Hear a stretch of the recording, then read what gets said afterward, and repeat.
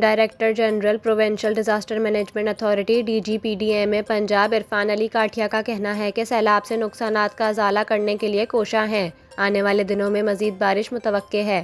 لاہور میں میڈیا سے گفتگو کرتے ہوئے انہوں نے کہا کہ سیلاب متاثرین اپنے گھروں کو واپس جا رہے ہیں۔ سیلاب سے متاثرہ علاقوں میں سروے جاری ہے۔ عرفان علی کاٹھیا کا کہنا تھا کہ پنجاب میں دریاؤں کی صورتحال اب معمول کے مطابق ہے۔ سیلاب سے متاثرہ شاہراہوں کی بحالی کا کام بھی جاری ہے۔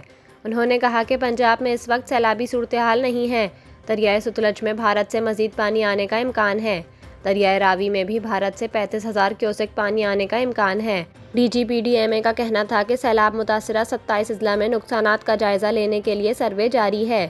مختلف اداروں پر مشتمل ٹیمیں سروے شفافیت کے ساتھ کر رہی ہیں۔ عرفان علی کاٹھیا نے یہ بھی کہا کہ چند علاقوں میں پانی کھڑا ہونے کے باعث مشکلات کا سامنا ہے۔